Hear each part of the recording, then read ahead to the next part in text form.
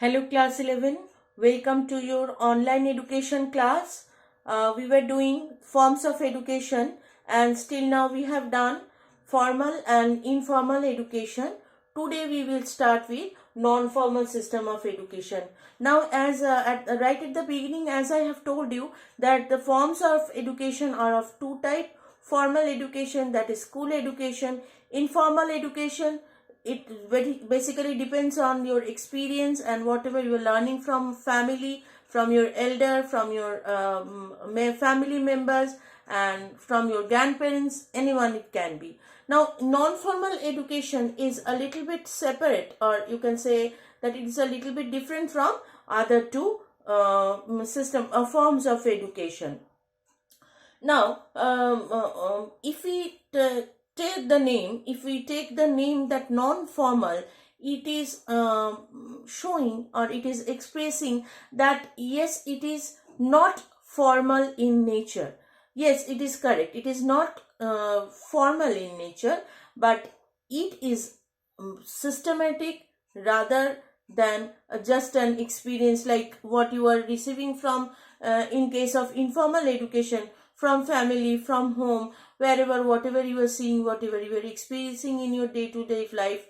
It is not so-called systematic. It is not with a particular form, isn't it? Because it is highly individualistic. In case of informal education, suppose two of your brothers are learning along with you, are also learning the same experience, but what you are understanding it, you are evaluating it, the three of you are evaluating it in separate way. But in case of non-formal education, maybe it is not formal in nature, but it is with some systems, or it is having some rules and regulations, but which is created beyond the boundary of the school. So three different forms you have to keep it in mind in three different way.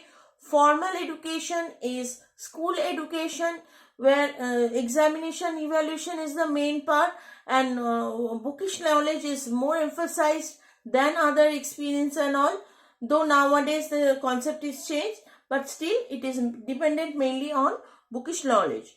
Informal education, whatever you are experiencing, whatever practical life is showing you, whatever you are coming in front, you are learning from that. And the major or the main institute of informal education is home or family, that we have learned. Today we will learn about non-formal education. So before going to the details, characteristics and all, let's discuss the definition which is written in the book. You can find it in the page. Let me tell it to you. The page is 145. Page 145. J.P. Nayak. He has explained, non-formal education differs from formal education in the sense that it takes place outside the formal school system. Just now I was telling that what is the main difference between the formal and the non-formal education. Formal education, as we know, it is being conducted in the school, but in case of non-formal education, it is occurring outside the boundary, sense that it takes place outside the formal school system. So it is easily understandable that whatever non-formal education we are getting, it is occurring beyond the boundary of the school. It is occurring out of the school premises, isn't it? It also differs from incidental education in that it is organized. Means what? What is the meaning of incidental education? What is happening suddenly? Incident means which is dependent on some event or some happenings, isn't it? Which we get in case of informal education. Whatever experience you have gathered today, you are learning from it. So that is informal education. But here it is telling it also differs from incidental education. That means what? It is also different from informal education in that it is organized. Means what is the excuse me, what is the basic difference between it? That it is different from informal education in the sense that it is a little bit organized. Now what example I can give? Suppose in a club or a group of people, those who have taken initiative of teaching classes, not educational classes, but like drawing class or music class or any drama teaching class. They have many play groups, you can see that the theater groups and the drama groups are there, those who are teaching, and they are doing it informally with the help of a club, or any sports events they are organizing, or any drawing competition they are organizing. All these are called non-formal education. So as we will proceed, we will see the different characteristics.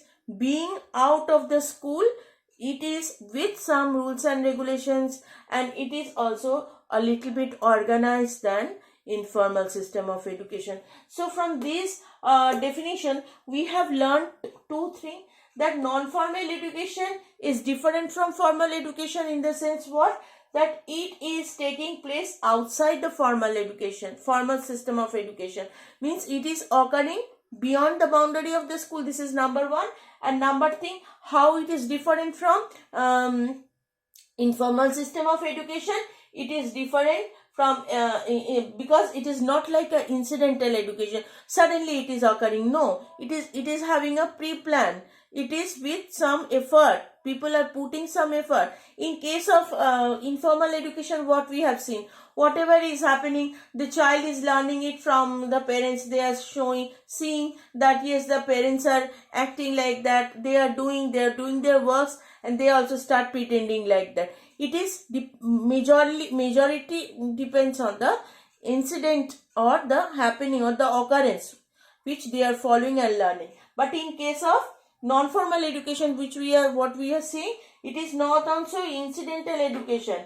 In that it is organized. Means it is basically a little bit organized. In the next part, we will start the characteristics of non-formal education. So go through the PDF, go through the book correctly, you will get everything. Thank you.